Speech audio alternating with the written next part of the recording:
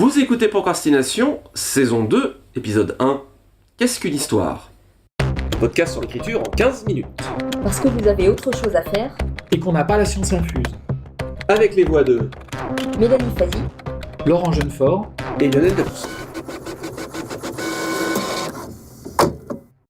Un petit mot rapide pour commencer déjà, puisque c'est la saison 2. Merci à vous tous de votre suivi, de votre écoute et de votre enthousiasme pour cette émission. On s'est bien amusé de notre côté, visiblement vous aussi. Donc merci pour votre suivi tout simplement. Et donc nous entamons pour une saison 2, pour une question finalement assez simple et qu'on aurait peut-être pu se poser avant. C'est une histoire, qu'est-ce que c'est en réalité ? Puisqu'on parle beaucoup d'écriture, de narration, mais on fait quoi et de quoi on parle ? La définition de la notion d'histoire même peut peut-être être un guide intéressant dans le travail de l'écriture et dans le travail de raconter si finalement on définit l'objet dont on parle. Alors je pense que pour ça, il faut revenir aux bases, et notamment aux bases dans la narratologie. Pour moi, c'est la définition vraiment qui les résume toutes et qui a posé les bases en fait. C'est celle de Gérard Genette, qui dit « L'histoire correspond à une suite d'événements et d'actions racontées par quelqu'un, c'est-à-dire le narrateur, et dont la représentation finale engendre un récit. » Qu'est-ce qu'un récit du coup ? Voilà, alors qu'est-ce que ça veut dire ? Parce que tout ça c'est circulaire. Un récit c'est le texte oral ou écrit qui formalise l'histoire. L'histoire c'est l'objet du récit. Et la narration c'est l'acte qui produit le récit. En fait ce que ça veut dire c'est qu'à partir d'une histoire on va pouvoir produire plein de récits. L'exemple typique c'est les tragédies grecques. C'est les tragédies, par exemple Oedipe, Phèdre, etc. qui vont être traitées par des auteurs grecs. Des auteurs romains, puis européens classiques, puis européens modernes, mais aussi les reboots de super-héros, etc., qui vont être des variations sur ces histoires. Donc l'histoire, tu dirais, c'est le motif, plus que... L'histoire, c'est pas le motif. L'histoire, c'est l'ensemble des faits signifiants, en fait. D'accord. C'est les conflits, c'est les relations, c'est tout ce qui va être des bascules dans ce qu'on veut raconter, en fait. Mais ça, c'est la définition classique. Donc, d'une façon générique, on entend l'histoire comme l'ensemble des conflits et des échanges entre personnages. Donc ça, c'est vraiment plus l'acception moderne. Les descriptions des situations conflictuelles, sans recourir au décor, aux costumes, aux accessoires. Donc c'est tout ce qui est l'essence d'une progression dramatique. D'accord. Pour moi, ça m'évoque tout de suite une potentielle distinction qui a un peu rapport à ma manière de travailler, où j'ai tendance à définir dans la préparation les événements, mais tous les événements n'ont pas forcément être dits, n'ont pas forcément être relatés ou racontés entre guillemets à l'écran ou sur le papier. Ouais. Le récit, il va agencer les événements de l'histoire. C'est ça en fait qu'il faut avoir à l'esprit. C'est-à-dire que le récit, il va mettre le focus sur un élément plutôt qu'un autre, et donc c'est pour ça que l'histoire elle va changer de ton, elle va changer même d'essence des fois. C'est-à-dire que par exemple c'est comme ça qu'un mythe évolue. Un mythe évolue parce qu'à partir d'une même succession de faits, le narrateur va bouleverser l'ordre des éléments en faisant des analepses, des prolepses, flashback et flash forward, en changeant aussi des fois de héros, enfin je veux dire en transformant ce qui était un personnage secondaire, il va devenir principal, etc. C'est comme ça qu'un mythe évolue, et des fois se vide de sa substance première pour prendre d'autres significations qui vont être ceux des préoccupations de telle civilisation dans laquelle l'histoire va être reformulée. Donc quelque part le récit met le sens sur l'histoire. Donc en fait, tout à fait. Donc en fait quand on écrit, finalement on n'écrit pas des histoires, on écrit des récits. Quelque part. Voilà, on se sert d'une histoire qui va être un peu la glaise. L'histoire, c'est la glaise, et le récit, c'est le façonnement de cette glaise. D'accord. Non, parce que du coup, c'est vrai qu'on se concentre fréquemment, quand on parle de techniques narratives, ou qu'on même parle du boulot de l'auteur, on se concentre toujours sur l'histoire. Voilà, et finalement, le terme n'est pas bon. Non, le terme n'est pas bon, mais bon, le terme moderne, en fait, il n'y a pas à discuter. Quand on dit histoire, aujourd'hui, ça veut dire récit. Ouais. Et notamment, quand on évoque le mot histoire, il y a tout de suite l'acception moderne de tension narrative. C'est-à-dire cette espèce d'impulsion qui fait qu'on va être embarqué justement dedans, en fait. D'accord. Et cette espèce de pente, comme ça, qui va, où on se laisse justement rouler avec le récit, en fait, elle survient, cette tension, quand l'interprète d'un récit est encouragé à attendre un dénouement, et cette attente étant caractérisée par une anticipation teintée d'incertitude. Donc c'est ça qui va engendrer cette tension narrative. Alors ça peut être engendré par l'action elle-même, par les dialogues, voilà. Après c'est le travail de l'auteur qui fait que la tension narrative elle fonctionne ou pas. Justement cette tension narrative, moi ça m'évoque la définition que j'ai tendance à favoriser, c'est celle d'Aristote qui parle de la notion d'énergeia. En fait Aristote dit l'histoire il met l'accent sur l'actualisation d'un potentiel, c'est-à-dire que il faut partir d'une situation qui est riche de potentialités, et en fait, à travers le déroulement et cette pente, ça revient à cette pente dont tu parlais tout à l'heure, à travers la réalisation et l'actualisation du potentiel qui est contenu dans la situation initiale, un élan, c'est la notion d'énergeia, se crée.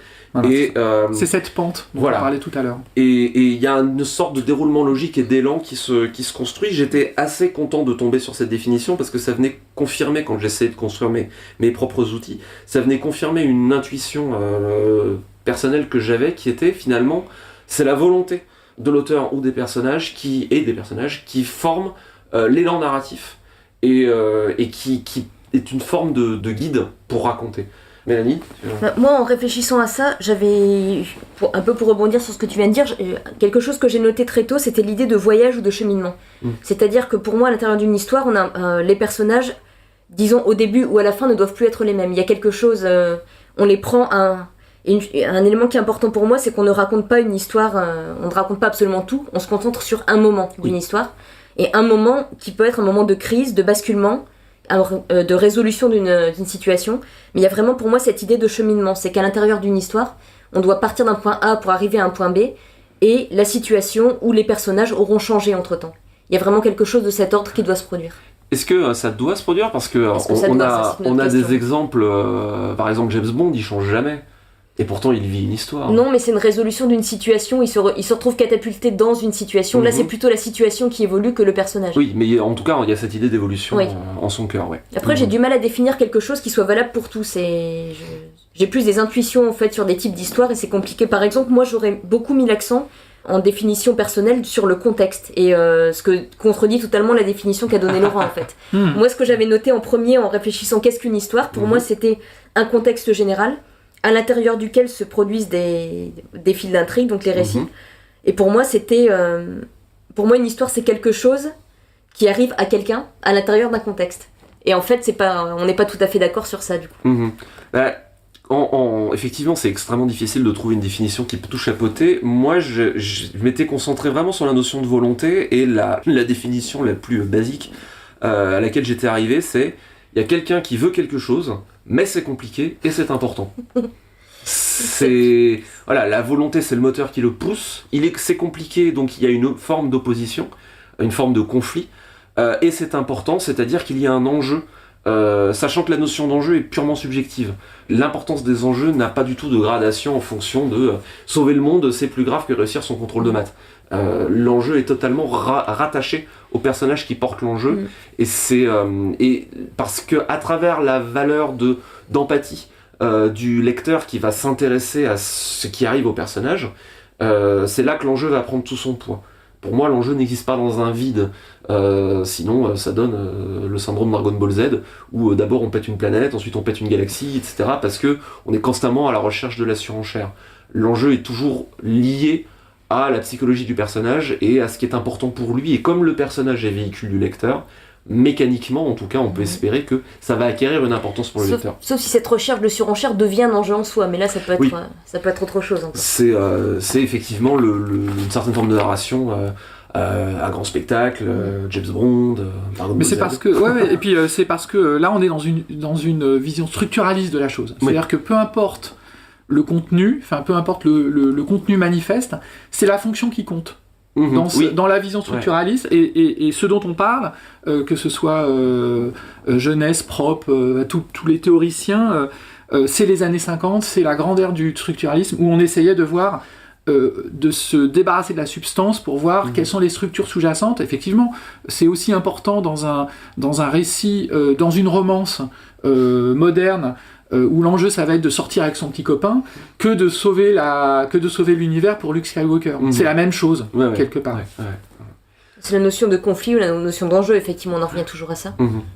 C'est des choses auxquelles tu penses toi, Mélanie, quand tu construit, réfléchi Mais le problème, c'est que j'en ai déjà parlé, moi je réfléchis pas tellement mes histoires, elles s'imposent d'une certaine manière. Par contre, ce qui me vient effectivement, c'est qu'il y a une notion de dynamique ou de ce dont je parlais, le cheminement. Il y a vraiment une dynamique interne. Je sens que on part de quelque chose pour aller vers quelque chose. Je sens qu'il y a un élan, qu'il y a un mouvement qui fonctionne. Mais je vais pas tellement réfléchir en termes d'histoire au sens... j'ai pas tellement de définition ou de recul sur ça. C'est vraiment beaucoup plus une intuition que là, je sens qu'il y a une tension. Là, je sens qu'on est dans quelque chose qui a... je reviens toujours à sa conflit ou résolution. Je prends un personnage à un moment de crise, un moment de basculement, un moment où quelque chose résonne. Parce que en fait la question sous-jacente que j'ai, c'est quand on malaxe, quand on réfléchit, quand on est peut-être en train de caler, est-ce que cette notion peut aider à sortir de cette ornière éventuellement, en revenant à la définition, peut-être en se disant bon, je cale, donc est-ce qu'il y a quelque chose dans ces grandes définitions qui peut m'aider à sortir de... Ça peut, mais alors là, ça dépend vraiment beaucoup des méthodes de chacun. On a déjà parlé, moi, à titre personnel, ça ne marche pas du tout, parce que justement, si je suis dans un raisonnement trop logique, ça me bloque complètement. Mais je connais énormément d'auteurs pour qui, justement, je pense que toi, notamment, ça fonctionne beaucoup mieux sur toi. De réfléchir et de mettre à plat les étapes. Et pour moi, c'est absolument impossible, ça. Sachant que oui, c'est vrai que moi j'avoue que comme le guide pour moi c'est la volonté, je différencie la volonté des personnages, c'est-à-dire c'est l'inertie acquise par l'histoire, ça revient tout simplement, j'ai rien inventé, j'ai découvert après coup que c'était la notion d'énergeia d'Aristote, c'est-à-dire l'élan acquis par le récit, et la volonté de l'auteur, c'est-à-dire moi qu'est-ce que j'essaye de faire et qu'est-ce que je veux, quand dans la préparation ou aussi dans la réflexion sur une scène, je reviens toujours à ces notions-là, effectivement, c'est qui veut quoi. Quel est le problème, c'est-à-dire derrière, c'est quelle est cette situation riche de potentialités, quelles sont les volontés en présence, comme tu dis, quel est le conflit, quels sont les changements nécessaires dans l'histoire, et à partir de ça se construit une scène. Alors que personnellement j'aurais plus, mais c'est peut-être plus vrai pour la nouvelle que pour le roman, je sais pas, j'aurais plus à me poser les questions, cette situation dans laquelle on est, cet événement qui se produit, en quoi est-ce qu'il résonne chez le personnage, en quoi ça va le perturber ou le faire évoluer ou autre. Moi c'est vraiment ça, quel est l'impact ? Et finalement, quel est l'impact ? Quel est le changement qui est opérant ? Comment le personnage va s'enfoncer dans cette situation ou s'en sortir ? Et c'est ça qui donne la dynamique du récit. En fait, on a une approche exactement voisine, mais en prenant les choses par pas la même extrémité du spectre. Voilà. Alors c'est vrai que dans le roman, il y a quelque chose de peut-être plus général, pour le coup. Et certains théoriciens rattachent un peu la division en 3 actes, par exemple, qu'on a dans la structuration classique, comme la division comme les 3 âges de la vie, c'est-à-dire l'enfant, l'adulte, le vieillard. Et à ce moment-là, le récit fonctionne un peu comme une métaphore qui permet de relier sa propre expérience au reste de la société. Donc là, il y a une sorte de fonction finalement du récit, et on peut s'intégrer soi-même dans un récit, pas au niveau où on va s'identifier forcément au personnage, mais on va presque s'identifier au récit lui-même en fait. C'est-à-dire qu'on va projeter dans le récit, dans l'histoire, quelque chose de soit qu'on attend de la vie, de sa propre vie, ou de la vie globale de ses contemporains, soit soi-même.